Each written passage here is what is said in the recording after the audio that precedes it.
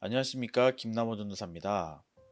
오늘 본문 말씀은 사도행전 17장 16절부터 34절까지의 말씀입니다. 터키에서 바울 일행이 복음을 전한다는 소식을 들은 유대인들이 회방을 놓기 시작하였습니다. 그래서 바울은 어쩔 수 없이 형제들의 도움을 받아 다른 곳으로 이동을 하게 되죠. 그리하여 아시아의 서쪽인 터키를 지나 유럽의 관문인 데살로니가까지 오게 된 것입니다. 그리고 그곳에서도 유대인들의 방해로 인해 바울은 신라와 이별하고 아덴, 그러니까 오늘날의 그리스 아테네인 아덴까지 오게 되었습니다. 오늘 말씀은 이러한 상황에서 바울이 신라와 디모데를 기다리며 일어난 사건을 말하고 있습니다. 바울은 습관처럼 회당에서 유대인들에게 메시지를 전하고 광장에서 이방인들과 변론하기 위해 거리로 나섰습니다. 그런데 그런 바울의 눈에 들어온 것은 아덴 전역에 걸쳐 만들어져 있는 신전과 우상들이었습니다. 당시 최고의 학문과 예술을 자랑하던 아덴은 많은 사람들이 가보고 싶었던 도시, 최고의 여행지였는지는 모르겠지만 하나님을 만나고 복음을 전하던 바울에게는 눈의 가시였을 것입니다. 헛된 것을 섬기고 있는 아테네 사람들을 향해 그 끓어오르는 마음을 가지고 바울은 회당과 장터로 나선 것입니다. 16절, 17절 말씀입니다. 특히 개역개정에서는 빠져 있지만 원문과 바이블 타임에서 나오는 새 번역에서는 그래서라는 단어를 사용하여 두 구절을 인과관계로 연결하고 있습니다.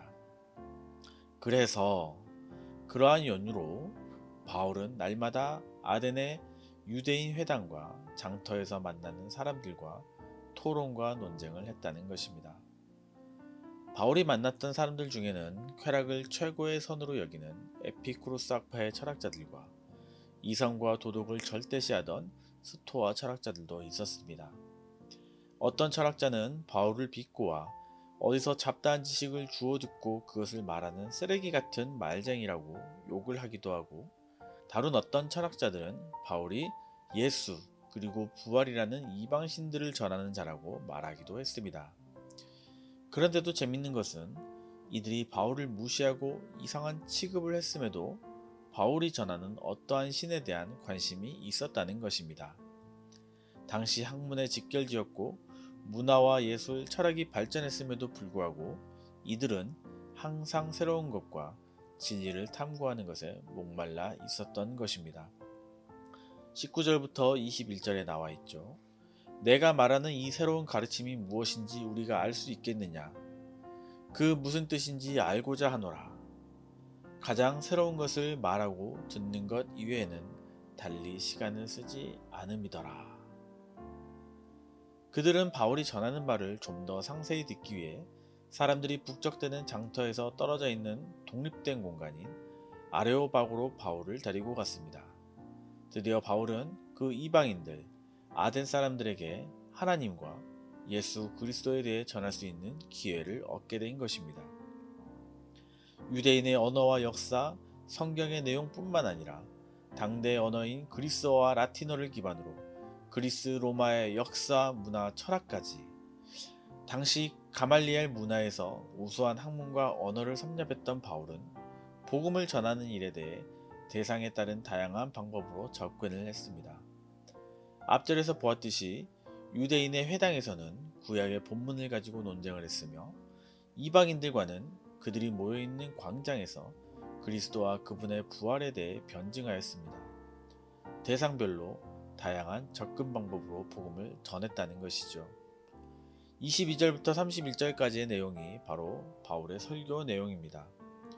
바울은 이방인인 아덴 사람들의 종교심에 접근합니다. 너희는 범사에 종교심이 많도다 라고 말문을 엽니다.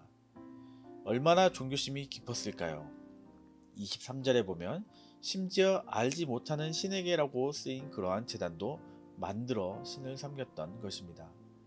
이는 인간이 가지고 있는 한계를 그대로 드러내 보이고 있는 것이죠. 이 알지 못하는 신은 단순히 나머지 신, 기타 등등의 신이 아니었습니다. 또한 과거에 섬겼지만 제단의 이름이 지워져서 또는 이름이 잊혀져서 무명이 된 신도 아니었을 것입니다.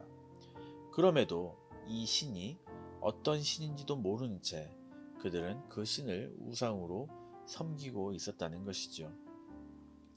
바울은 그 사람들에게 필요한 것이 무엇인지 정확하게 알고 있었습니다. 그래서 바울은 담대하게 창조주이시고 우리 삶의 주관자 되신 참 하나님을 전하였습니다.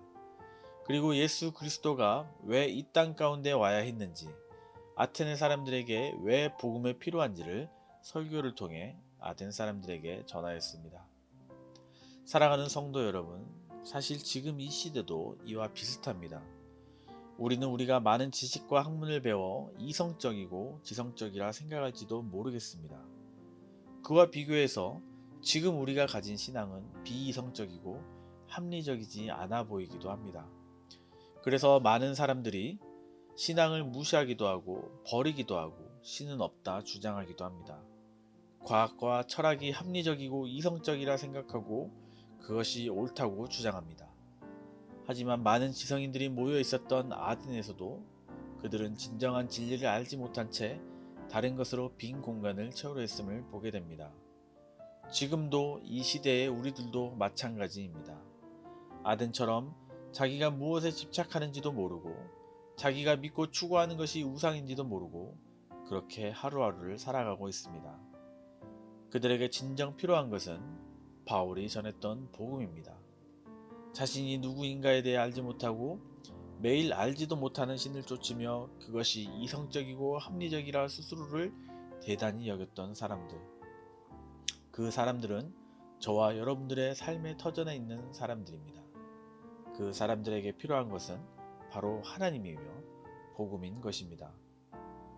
오늘도 바울처럼 담대하게 그렇게 우리 주위에 있는 사람들에게 하나님의 말씀과 그리스도의 복음을 증거하시는 저와 여러분들이 되시기를 주님의 이름으로 소망합니다. 기도하겠습니다. 하나님, 오늘도 말씀의 문을 열고 세상으로 나아갑니다. 우리에게 귀한 말씀으로 하나님을 알게 하시고 복음을 듣게 하심에 감사합니다. 코로나와 여러 상황들 속에서 세상은 점점 더 각박해져 가고 신앙을 가진다는 것이, 예배를 드린다는 것이 점점 더 어려워지고 있습니다. 하나님, 그럼에도 우리가 이러한 상황에서 세상과 타협하고 스스로를 속이는 자 되지 않게 하여 주시옵소서. 하나님을 믿는다 말하지만 알지 못하는 신을 따르는 자들 되지 않게 하시고 오히려 말씀 안에서 하나님을 바로 알고 부활이신 그리스도를 바로 고백하는 성도 되게 하여 주시옵소서. 오늘도 말씀 속에서 더 깊이 교제하고 주님과 함께하는 하루 되게 하여 주시옵소서. 예수님의 이름으로 기도드렸습니다. 아멘.